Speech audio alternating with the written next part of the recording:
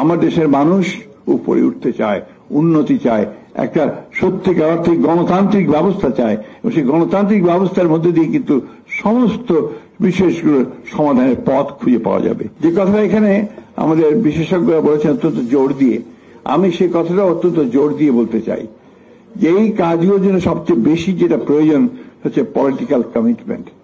রাজনৈতিক কমিটমেন্টই হচ্ছে সবচেয়ে বড় প্রয়োজন, সেটাই দরকার এবং সেটা তখনই তৈরি হবে যখন সেটা জনগণের মধ্য থেকে উঠে আসবে এই দাবিটা। এটাও কিন্তু অত্যন্ত জরুরি। তাই আমি খৈয়ামকে বলছিলাম যে এর পরে উচিত হবে তার গোটা অঞ্চলটা এই বিষয়টা নিয়ে জনগণের মধ্যে একটা জাগরণ সৃষ্টি করা, যেটা আমাদের মাওলানা আব্দুল হামিদ খান ভাসানী করতে সক্ষম হয়েছিলেন। তিনি ফারাক্কা মার্চ করে গোটা বিষয়টাকে, সেই ফারাক্কা ব্যারেজের বিষয়টাকে শুধু দেশে নয় আন্তর্জাতিকভাবেও সেটাকে সামনে নিয়ে এসেছেন, যার ফলশ্রুতিতে আমরা দেখেছি যে শহীদ প্রেসিডেন্ট জিয়া রহমানও সেটাকে আন্তর্জাতিক বিশ্বে এই বিষয়টাকে নিয়ে গেছেন। কিন্তু আজকে একটা সুযোগ তৈরি হয়েছে, এই অভূতপূর্ব একটি ছাত্রগণ অভ্যুত্থানের মধ্য দিয়ে আমাদের একটা জাতীয় ঐক্য তৈরি হয়েছিল। সেই জাতীয় ঐক্যকে সামনে নিয়ে আমরা যদি সবাই আমাদের মূল বিষয়গুলোকে সামনে আনতে পারি, সেই বিষয়গুলো যদি কাজ করে চিন্তার ঐক্য মতো যদি থাকে, তা নিঃসন্দেহে আমরা সফল হব। আজকের ফারাক্কা ব্যারেজ বা ফারাক্কা বাঁধ শুধু ফরিদপুর এলাকা, রাজবাড়ী এলাকার সমস্যা নয়, পুরো দক্ষিণাঞ্চলের সমস্যা। সুতরাং ওই মানুষ, আপনাদের সমস্ত নাগরিকদেরকে যেটা বললেন, সেই নাগরিকদেরকে আজকে ঐক্যবদ্ধ হতে হবে, সব স্তরের মানুষদেরকে হয়ে তাদেরকে সেই দাবি নিয়ে সামনে দাঁড়াতে হবে। সেই যে সরকারই আসুক, যেটা আমাদেরকে আমরা চাই, যেটা ডক্টর হোসেন জিল্লুর বলেছেন যে আগে থেকে এই বিষয়ে আমরা কাজ করতে পারি কিনা।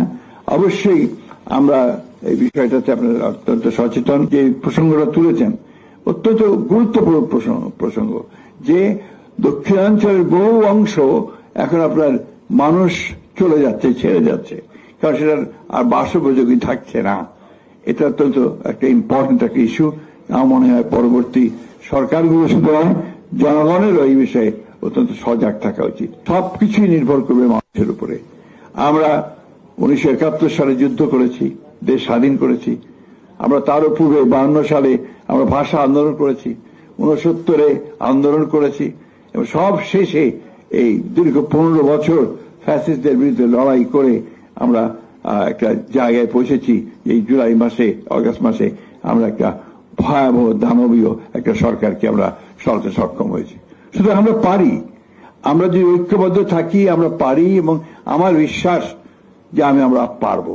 আমি যে রাজনীতিবিদ হিসেবে আমি তো তাদের মতো আপনার টেকনোক্রেটস নই, এবং সেগুলো আমার জানানোর বিষয় নয়।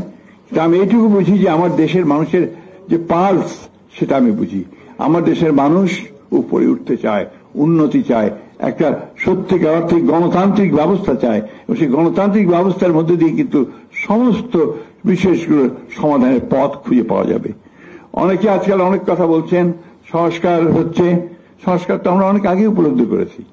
আমরা 2016 সালে আমরা প্রথম ভিশন 2030 দিয়েছি, যেখানে আমাদের সমস্ত পরিবর্তনের কথা, সংস্কারের কথা আমরা বিএনপির পক্ষ থেকে বলেছি, বেগম জিয়া বলেছেন।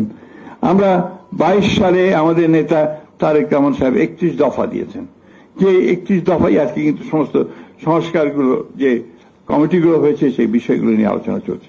সুতরাং আমরা রাজনৈতিক দল হিসাবে আমরা অত্যন্ত সচেতন যে জনগণের যেটা প্রয়োজন এবং কালের যুগের সঙ্গে সঙ্গে পরিবর্তন আনা দরকার, রাষ্ট্র কাঠামোর যে পরিবর্তন আনা দরকার, সে ব্যাপারে আমরা অত্যন্ত সচেতন ভাবে আমরা সামনের দিকে এগোচ্ছি।